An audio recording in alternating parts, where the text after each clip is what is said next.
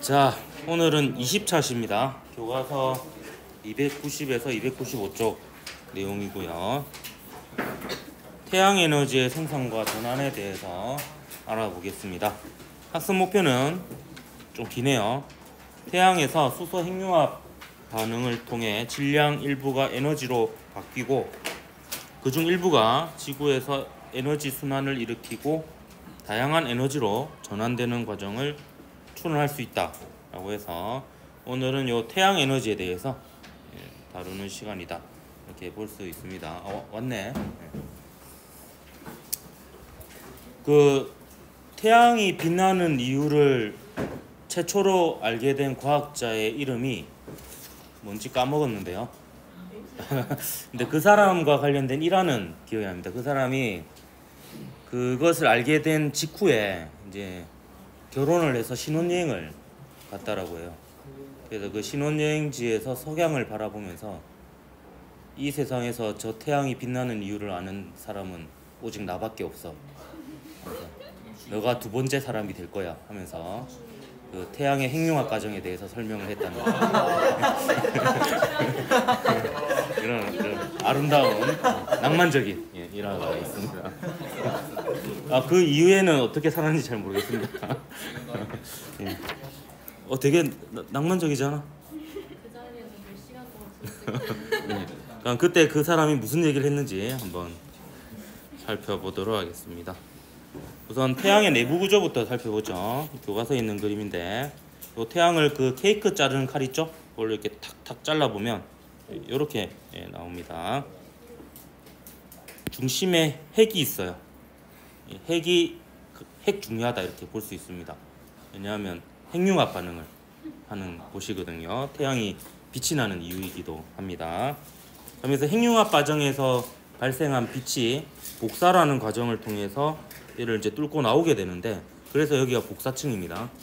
근데 이 복사층을 포함해서 태양의 내부는 굉장히 큰 중력으로 압축되어 있기 때문에 밀도가 굉장히 크고 온도가 굉장히 높습니다. 그래서 전부 다 전하를 띤 입자로 존재하고 밀도도 굉장히 높고 그래서 이 빛조차도 빠져나오기가 쉽지가 않아요. 이 사이를. 그래서 이 핵에서 생성된 빛이 복사층과 대류층을 뚫고 나올 때까지 걸리는 시간이 대략 얼마일 것 같은 느낌이 듭니까?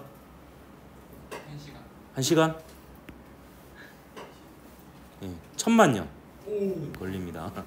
그래서 여러분이 보고 있는 태양에서 오는 빛들은 전부 다 1000만 년 전에 만들어진 빛들이다 이렇게 볼 수 있습니다.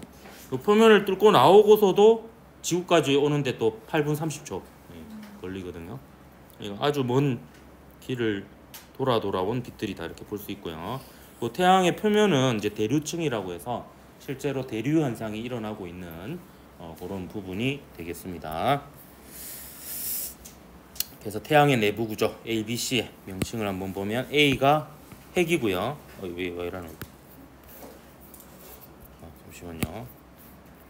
A가 핵이고 B가 복사층, C가 대류층이 되겠습니다. 그러면 핵에서의 수소 핵융합 과정에 대해서 설명하도록 할게요. 핵에서 핵융합이 일어납니다. 핵.